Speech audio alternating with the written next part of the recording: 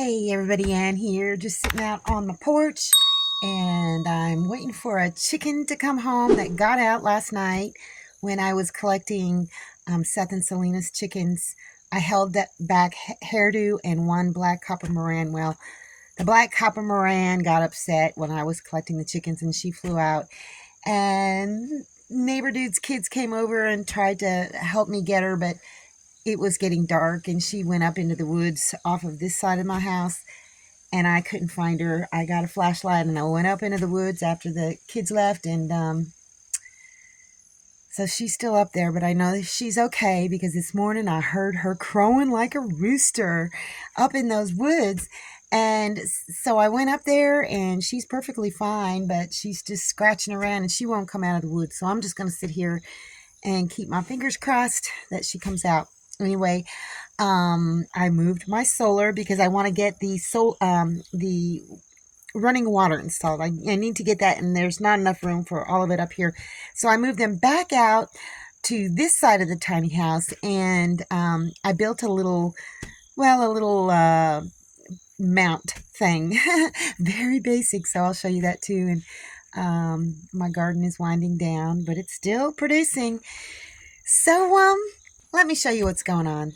This is a photo Selena took of them carting their new chickens back to their flock. 3 cream leg bars and 3 black copper Morans. And this is a photo that Selena took. She's got them all up in her coop and they're roosting. And that one right there is, I think it's a cream leg bar, nestled in between 2 of her other chickens. I think that's a black copper Moran, I'm not sure, but they're all up on the roost and mingling. So Selena sent me this photo just to make sure that I would feel like happy about everything. And Selena took this photo this morning. That's a black copper Moran in the center there, just kind of rooting around, and they're all mingling, and I think everything is going to be just fine with this flock. Look, there she is. She's come out of the woods and down off the hill. I just pray that she doesn't go back up. Maybe she'll go back to her coop on her own. I'm just saying prayers. I'm just sitting out here being very quiet. Dang it. She's going back up in the hill and into the woods. I put a little tray of water out there so she could just come down and maybe get a little drink. Here, let me zoom in a little bit. See that? She's drinking. She's thirsty. She hasn't drank since yesterday afternoon. Please just go home, girlfriend. Got her. She was cornered there, and so I just grabbed her. I'm going to put her back with her flock mates. Yeah. That's one Easter egg looking one. I think she lays a brown egg. And there's 3 more chickens in there. A hairdo girl is in there. Let's see if I can see him. There you go. I know you can't see it, but they'll all come out eventually. Yeah, that's the other Easter egger. One of the originals here. Yeah. An original Easter egger. So there's 4 in here. I can relax. She's strutting around, getting water to drink. And this is the original Easter egger, one of them. So she'll lay me a green egg, a dark brown egg, that one over there. The cream leg bar is supposed to lay an a blue egg, and the other chicken lays a brown egg, I'm pretty sure. All is well. Yeah, that one up there. She's such a sweet girl. But she loves to explore. She lays me an egg a day. Hairdo is still inside. She's still kind of recovering. She comes out and eats and drinks, and then, well, hello. Then goes back in and rests. Her leg is getting better. And here's my very rudimentary solar panel mount. Yeah, very, very plain, simple. Neighbor Paul had given me a bunch of these metal pipes that he used to use as a garden trellis, and so I just pounded them into the ground, and some of them I kind of pounded a little bit too much, but it's very sturdy. I weaved some bamboo in and out.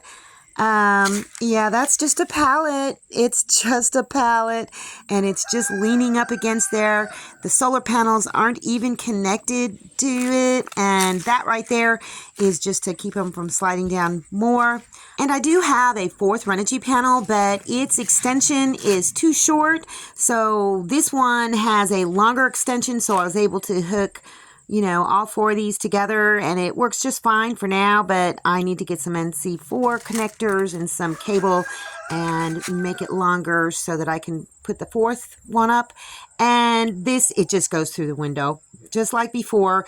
And I put this little trough here just to remind me not to walk over the cable. And for the first time, I've actually mounted my Renogy charge controller to the wall. I need to make some adjustments because one is not into the stud.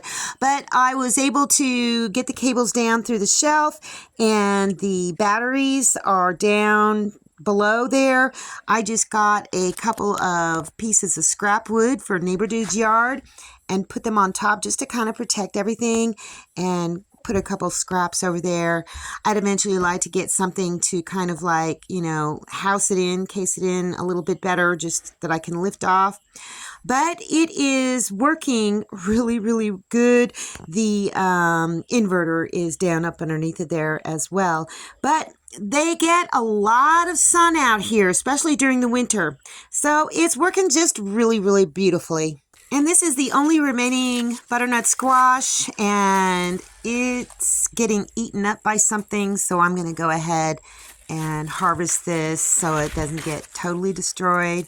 I'm just going to snap it off. You usually want to leave a little bit of the stem on it, but I'll use this first. It needs to ripen up a little bit more in the window, but I'll use it. And look I still have all these Thai peppers. I had picked a bunch and dehydrated them, but more are ripening. So, yeah, I got a few tomatoes. And look at this. Look at this beautiful green pepper. I'm going to harvest it and put it in dinner. And guess what, you guys? This turned out to be a jalapeno pepper plant, so I might get some more jalapenos. So drama has been averted. Everything is going to be okay with the chickens. Whew, I'm just relieved. And yesterday, Doug and Violet came over and dropped me off some venison steaks, 2 packages of them. So I defrosted one and I cut it up, put it in a marinade, and I'm marinating it to make some shish kebabs for dinner with the green pepper, some onion, and some shrimp. I've got a little bit of shrimp left. So I'm going to have shish kebabs for dinner tonight. Anyway, that's all I got for you guys today. See you in the next video.